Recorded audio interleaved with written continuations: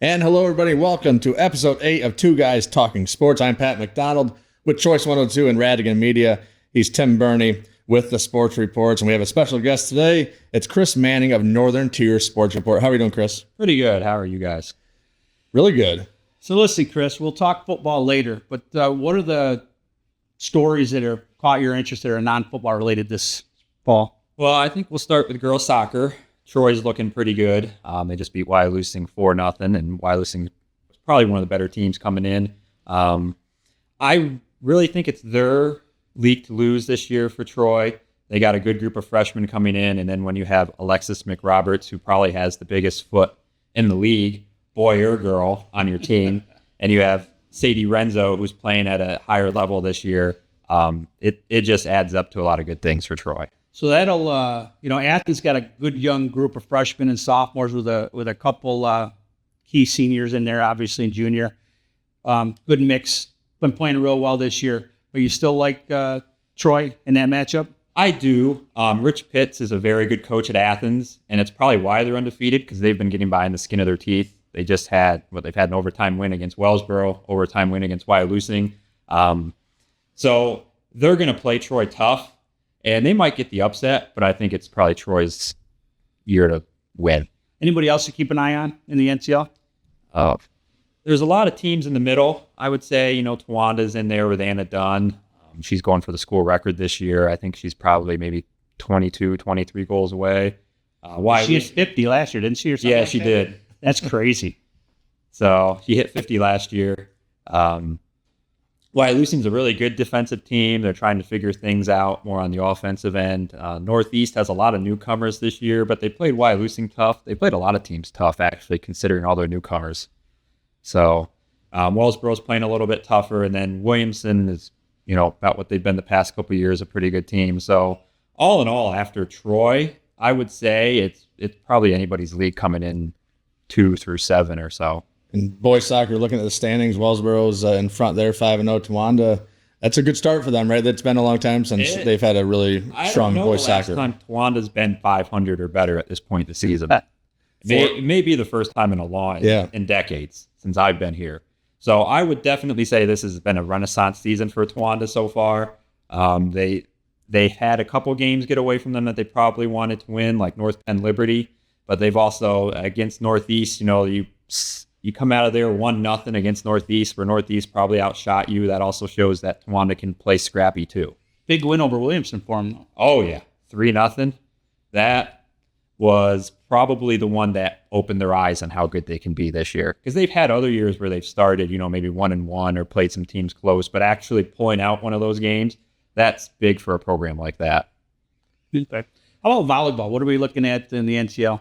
Coming in, I thought Troy was a team to beat, just from last year and talking with coaches and everything. Then they lost their first match to Williamson, but ever since then they've played great. They won the Williamson tournament. They beat Williamsport 3-2, and Williamsport's turned themselves into a pretty good program. I think Williamsport's beaten everyone else 3-0 from the NTL this year, including Williamson and maybe Wellsboro. I think they beat North Penn Liberty too. Yeah, they beat North Penn Liberty, but I think it's going to be pretty open though. Wellsboro's been pretty good this year. Williamson obviously has been pretty good this year. You can't count North Penn Liberty out. So I think Troy for the league might be the team to beat, but then come districts, it only takes one good match to knock somebody off. Yeah, definitely. I've seen Athens play, and solid young team, but I happened to see the match against Troy, and Troy just seems to they're not overly big, but they move the ball well and they get to everything, it seems like. Yeah, that's the one thing their coach, Abby Herman's been focusing on is defense. That's what every volleyball coach focuses on is defense. And I think it's starting to take with this team defensively. She comes from Canton. She played for Sheila Wesneski, and Canton was always scrappy defensively. So I think that's what she's trying to do with this team. But they also have Ariana Andrus, who's 6'3", and you can't teach 6'3" at NTL. You didn't note or mention Tawanda. Yeah. And Tawanda's always a storied program in the NTL. Where are they at these days? They're getting there. They lost to Troy 3-0, but they were competitive matches. So we'll see once they play the more Wellsboros and North Penn Liberties and how everybody fits in. Plus teams, they always improve as the season goes on. So I think Towanda, they only have one senior. So I think this year they're just kind of hoping to get into districts, and then next year, kind of go back to where they were, being on top of the league and on top of the district. And another team I'd like to point out, Northeast Bradford, they're undefeated on the season in match play. They lost to Troy at the Williamson tournament, but they beat North Penn Liberty the other night. They won 2 more matches down south, one against Loyalsock, who was a district qualifier last year. They're down in Class A this year. So I think definitely they could make a run through districts if they get in the states. Well, they're the only team in Class A that's got more than one win. Last I looked in District 4. Yeah, so. And the other one's Canton. Canton's had a tough start to the season. Everything with Veda Bryan passing away unexpectedly. So Canton, I think as the season goes on, they'll get better and better and better. And I'm pretty sure they'll give Northeast a run for their money come districts. But they're definitely the team. Northeast definitely the team to beat in small school. Yeah, I definitely think so. The way they're playing, they're very confident. They're very experienced. I think last year, winning a league and district title for the first time in program history. So you've already got that accomplished. So everything this year is gravy, and I think they're going to have lots of gravy this year. We just had our first NTL champion clinched tonight, right, at golf. Before we recorded this, we're taping this Monday. We're taping this Monday. So Athens wins another NTL title, 36-0 on the year, I think, 4 straight, 4 in a row. 21 straight league matches. So we know Athens is the top dog, right? But what are some other teams that you covered down in Northern Tier that have done well this year? Or individuals, Well, just to get back to Athens, they've had a lot of close ones this year, though. Yeah. I think over at Quarry Creek, they only beat Mansfield by 2. Yep. So kudos to them for gutting those ones out, because you go to other people's courses and you have to figure, Quarry Creek, Mansfield probably has 5-6 stroke edge on you. So that was pretty good for. Well, the Albatross helped right over there. They had, yeah. I think it was Hicks had the Albatross, the double eagle over there. So that always helped. But you look at Towanda, they went from last year being, not quite being 500 to make team districts. This year, they're, second, third in the league with a largely freshmen and sophomores. Graham Wells coming back, district qualifier last year. And then Boone Thompson is probably one of the best freshmen in the league, in the district, not just the league. And definitely has the best first name in the district. Yeah, I think everyone likes his first especially name. For a golfer. So looking at, this is before tonight's Monday's match there. Towanda and Mansfield tied at 22-7-1 for that second place spot. So Towanda on top of them now, so must have the edge a little bit. But yeah, so great year for them. But Athens, what'd you say? Hicks had a 69 today at Shepherd Hills. So 7 birdies. And Shepherd Hills is not an easy course. I've had captain and crew teams not get 7 birdies at Shepherd Hills in a round. So. It's not a long course, but if you're not in the fairway, it can get tricky up there. And it's 2 different courses, essentially. Yeah. You have the old course, and then you have the newer course, which is up on top of the hill, and they play differently. Oh, definitely. So it's not like a lot of, you go down to Towanda, and it feels like you're playing every hole the same. You go up to Shepherd Hills, and it might be kind of wide down at the bottom, but then you get up on that hill, and everything narrows, and there's more water. And everything runs towards the glen, too. Yeah. So it's all. Yeah, it used to be when that course was private, those greens were so fast, and if you were closer to the reservoir, the everything broke to the reservoir, and if you were closer to the river, everything broke to the river. It's not quite that bad anymore as far as it's not as extreme, but it's a beautiful course. And the funny thing, talking about Athens a little bit, is they lose their number 1 golfer coming into this year, Evan Cooper, and they lost their number 3 guy, Nicholas Jacob, and they've just kind of reloaded. They've got 2 freshmen now with Ty Owen and Brooke Lyon that have both contributed very well, and Eli Hicks has kind of stepped in with Dylan Saxon at number 1 and 1B. Brady Darrell, the senior. So, they've got 6 kids that have contributed throughout the course and now of the season. It used to be you played 6 and scored 5. Now it's you play 6 and score 4, right, too, so that you can really mix and match in there. And, yeah, you lose 1 NTL golf of the year, and now close on another. They're running anyway for another one. But. The thing I'll say about Athens is they have a very good youth program. I know Brooke Lyon's dad runs Pinecroft, and he and Chad Carlson run a very good youth program, and they had over 40 golfers this year from ages anywhere from 1st, 2nd grade all the way up through, and I think Brooke competed in it. So I don't think Athens is going to be going anywhere anytime soon. Yeah, and she shot at 85. She's had 2 rounds of 85 and 86, and we talked about it a little bit last week.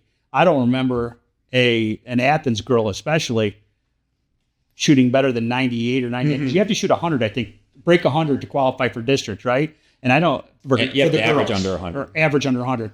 And I don't. In my time in 15 years, I don't think Athens has had a girl that got the district based on the score. If like her and Izzy Scootover from Canton have both shot under 100. I think their both averages are under 100 so far this year, which is pretty good. So they're both going to be at districts. And you don't see that too much in the NTL, but that's pretty impressive, shooting sub 90. And I think they both have this year for a girl. So that puts them, maybe in the running for if they play well at districts, they could go states. They play the same tees as the boys, right? No, they do. Do they get the ups? Okay. So it's interesting. We always talk about how like winning breeds, interest. Like in Waverly football, have big numbers this year. I think same thing with Athens golf. It's been you win some titles, and I think that helps. Absolutely. And golf's the equalizer sport, right? Anybody can play golf. You can play it the rest of your life too, so it's a great sport to pick up early. Yeah, and I'll say for girls, Towanda has a girls team this year that they're going to put in a district. So I think girls, they talk about girls in wrestling. I think girls in general are starting to branch out to other sports more than they may have. That's good to see. Years.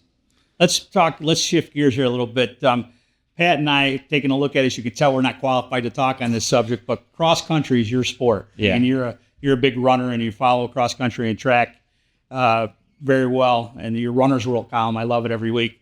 So talk a little bit about, obviously here in the Valley, we've got Sarah Bronson and Graham Wank, but where do they, looking around the rest of the NTL and the district, how do those two stack up, and who else in the NTL are we looking at in the postseason? Well, I'll say this. District 4 Class AA in girls and boys is the best district in the state for that classification. So that's how tough Graham and Sarah have it. For the girls, you have Danville running to be state champs every year. Lewisburg is right behind trying to catch them. For the boys, it's opposite. Lewisburg's running to be state champs every year. Danville is right behind trying to catch them. A few years ago, Williamson boys were third in the district with 3 guys in the top 10. I think all 3 of those guys, if they were in Class A, might be state medalists, and they would have won the state title at Class A. And to clarify for people that don't follow, A and AA, it's basically small school, large school. Yeah. There's only 2 classes. No, there's 3. That's right. There's 3 now. 3 now. So it's like small school, medium school, large school. Right. So you take a look at that, and I know Sarah made states last year. Graham making states as a freshman was huge because boys usually take a little bit, usually their sophomore years when they start, you start seeing what they can do. So him making states last year was very important. Get that deer in the headlights out of the way the first time. Yeah, so now he's experienced. Yeah. So he doesn't have that excuse. So I think him, maybe not this year, but I think down the road he'll try to medal. Sarah, it's always tough. If she has a really good day at states, she can medal. But the thing at states is the difference between 25th and 125th might be like 35 seconds. So it might be between having a really good day and having a really bad day. And time-wise, it's not different, but place-wise, it's 100 places. Well, in AA, how much more difficult is it for them to get out of the district? Well, it's 2 teams and 10 individuals, but like I said, the 2 teams you're looking at are Lewisburg and Danville, and like I said, they're the 2 best teams. So, but you take those kids out, then it's a top 10 individuals. So it's a little bit easier than Class A, which is 1 and 5, 1 team and then 5 individuals. But you also have better kids. Because Right. I said it's deep. Those top 2 teams are going to have 6 kids out of that, right? In the top 10, probably. Yeah. Yeah. So you're going to you might have up to 18th or 19th place going to states. But if you look at their times compared to, say, the Class A race, the third place Class A person might be 20th in AA. All right. So that's how much tougher it is. Talk a little bit about Northeast. It's always been a very, very good program. Talk a little bit about their teams this year. Well, their boys' team's probably going to go undefeated again in the league, and I expect them to win the District 4 Class A title. They have high hopes this year of doing something team-wise down at states. Creed Dewing comes back, state medalist. He returns. I expect he'll win another district title. Is this his 12th year, or it seems like it might feel like it. He is in 12th grade. And then they also have a really good junior high program, so they're not going anywhere. I see they want 1 through 5 in place, or 1 through 5 and 7th at the tournament. Yeah, the invitational this weekend. 1 through 5, 7, and 10. Yeah. At Owego's Dash in the Dark. I wish they had races like that when I was a kid because that sounds like it was fun. But yeah, so they're not going anywhere. Like I said, NTL is large school, small school, so you have large school teams still competing for a divisional title. But I think Northeast is, far and away the best small school team in the league and district. Girls program took a little bit of a hit this year, though, right? Yeah, a few girls didn't come out. So they're a little bit down. I think it's going to be between them and Wyalusing for the league title. it sets up nice because I think that's the last meet of the year, so that'll decide who wins the league, and then it's going to be between those two and Warrior Run for District 4 Class A school. I don't know how Warrior Run fits into Class A, but they got down there, and so they're going to compete for that title, and Warrior Run probably has to go, is going to win the district title, and Claire Dufresne, so that always helps when you have the number 1 spot. Okay.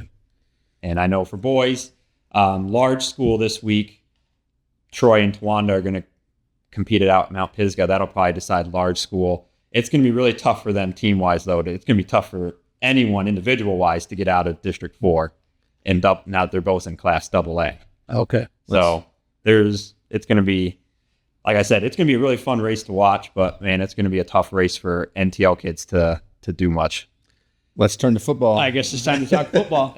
Obviously, when you talk NTL football, last couple of years at least, you got to start with Troy, right? Showed their dominance last week, taking down an Athens team that we all kind of think is 7-8 wins on the year if they can stay healthy, right? So big, was it 55-0? Ended up being, it could have been pick your number, I think, if they if they wanted to keep going. So they're undefeated.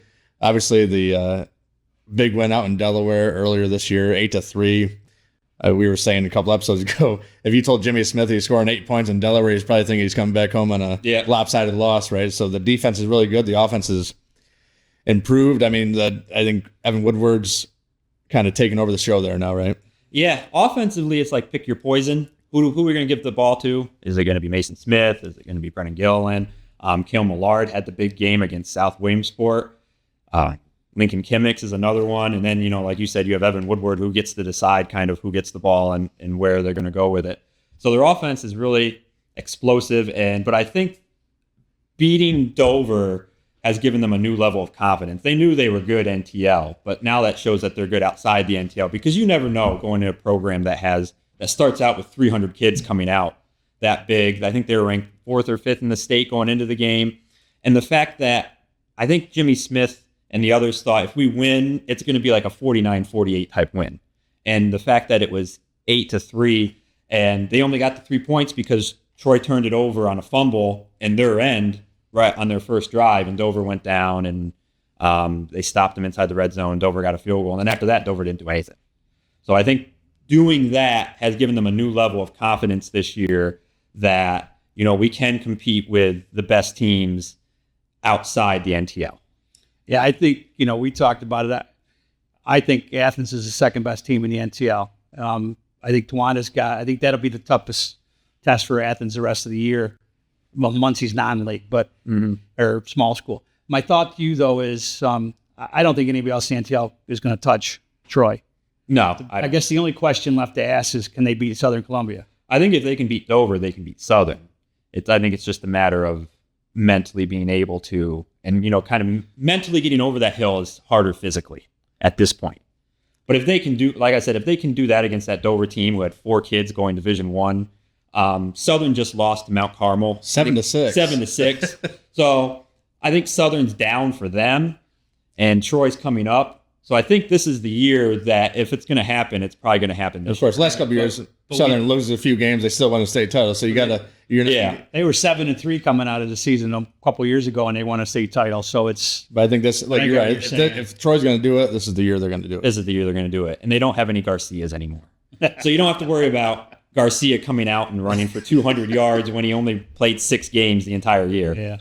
So looking around the rest of Bradford County, what are you seeing? I mean, Wyalusing starts out 3-0, and then Montgomery, who I thought Montgomery looked good against Sayre. I mean, Sayre's what Sayre is right now. Yeah. But they had a big back, decent line, quarterback was pretty solid, and they went over and proved it against Wyalusing. Wyalusing center got hurt in the first play of the first play of the game, from what I heard. So obviously that's always tough. They said their offense wasn't the same after that, but like you said, Montgomery, they had an opportunity to make a statement, and they did. So Wyalusing's got South on Thursday. So it's going to be an opportunity for Wyalusing to make a statement saying it was just a 1-week blip. I think that's what they're hoping. Obviously, South isn't quite what they were last year, but they beat Athens. They played Canton tough. So I think it's going to be another close game for them.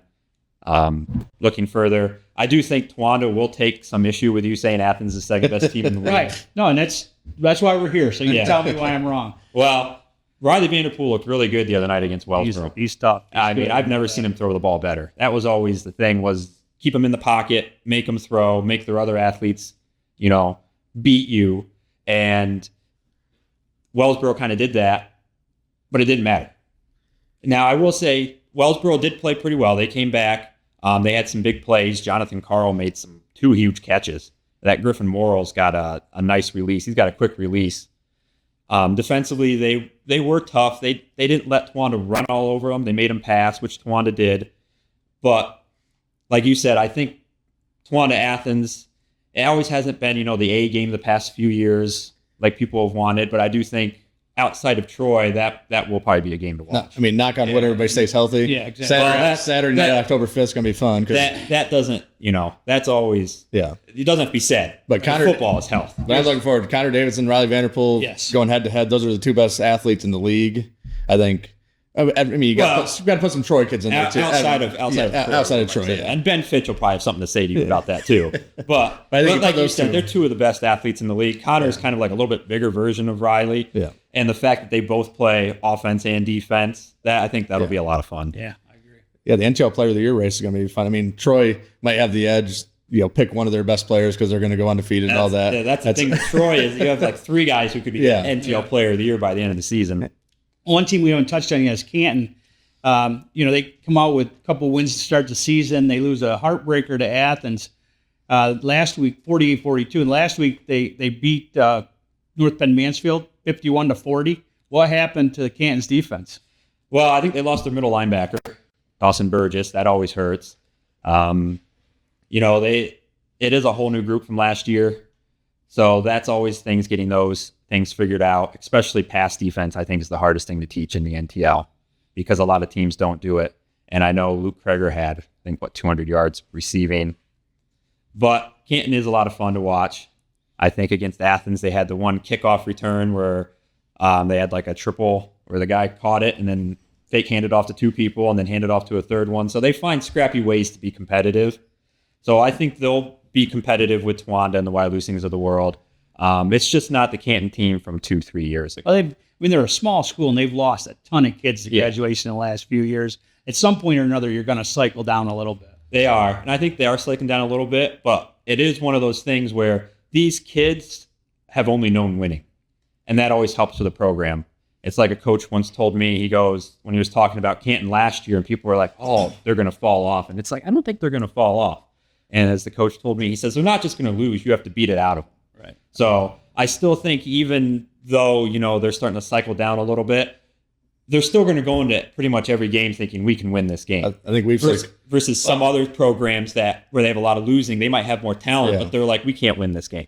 We've seen a few times their reports of their demise are greatly exaggerated, right? Yeah. Well, think about it. They gave up 88 points combined in 2 weeks and only lost one of those two games. So you're doing something there. If Tyler Seegers is coach, I'd give him a chance against most teams, right? I mean, and I still think they see themselves as having a chance, probably not beating Troy, but, competing for a district title. I think last year they thought that they had a bad first half against South. They almost came back and won, and South made the state semis again. And last year I said if they stayed healthy, they would be in the state semis again. And, you ended up with Hudson Ward was, banged up, and Michael Davis was banged up. If they were healthy, I think that game's a little different. But like we always said with football, knock on wood with health. That's the thing, too. I mean, we were talking about how they've fallen off a little bit, but if you look at Class A right now, I mean, Muncie the team to beat, maybe. Muncie, Line Mountain, I thought maybe dropping down. So, I mean, it's going to be interesting, and there's no clear-cut favorite. Muncie brings quite a bit back from last year, lost some good players, but brings quite a bit back. But so far in the early season, they haven't wowed me. So, no, they haven't blown anybody away. Exactly. So same with I Line Mountain. Wide open. I thought coming in, Line Mountain would be the team to beat, and it's tough because they play teams we don't know a whole lot about. Right. But their results haven't blown me away. I still think they could win, obviously, but I think other teams, like Canton in the locker room's like, well, if a couple of things go right and we stay healthy, we can win. And I don't think they're wrong in thinking about teams that. That right now we can say they could win. Yeah, South's up in Double-A now, so they're that's a little different. Yeah, they're just trying to get through the season. Speaking of Muncie and speaking of the best athlete, I mean, they have the best athlete in District 4, right? I mean, the kid Austin Johnson going to Oklahoma State to wrestle. I mean, Yeah. and he's a great football player too. But I think it's on his back to power them. Right? They don't have as much talent around them. 225-pound running back is always a good weapon to have. Yeah, it is. Yeah, he'd be the best offensive lineman on most small school teams, right? Yeah, no kidding. Well, some coaches would probably think he should be playing offensive line. So I guess last question, we'll close the football segment on Troy football. We talked, could they beat Southern Columbia?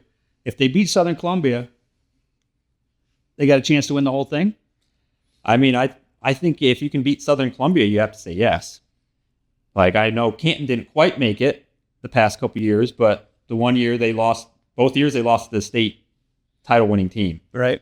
So both years they were capable of winning a state title. They just came up short against some good teams. So I think obviously if you can beat Southern, even a down Southern, you have to, like last year, Troy thought that, they were title contenders. And if they think that last year, then I think you have to think that this year too. I agree, 100%. And maybe even next year, because you still have Mason Smith and Brendan Gill.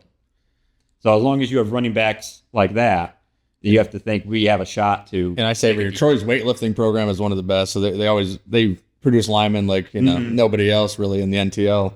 They do a great job over there. One game I'm looking at on the schedule here this week, and usually it would be not a game, but Montgomery-Canton looks interesting to me just because I don't know if Montgomery can run the ball like they do. I don't know without Canton's middle linebacker. We'll see how that goes. I mean, I would favor Canton. I would pick the over on that score. Yeah. that might be another 49-42 type game. So, yeah, that's probably given Coach Seacrest, since he's the defensive coordinator, fits right now about that. But, Ben Fitch had almost 400 yards last week. So Montgomery is probably thinking, how do we stop that? Right. That'll be a fun one to watch, I think, down there. Where are you at this week covering? I'll probably be at Troy. I think Logan's going to Montgomery-Canton from the review. Nice. So we got Athens, North Penn, Sayre, Muncie, Towanda, Troy, Montgomery-Canton, and then Thursday, South Wyalusing. South Wyalusing. I think that'll be a sneaky good game. That could be. If Wyalusing can get their offensive line healed up. We've talked a few times since we started this. I'm just happy to see Rich Rogers over there kind of making Wyalusing back into a competitive program. I mean, they were the team to beat when I was growing up in high school. They were for all of us. It's like if you lost by 3 touchdowns to Wyalusing, you're doing good. Yeah.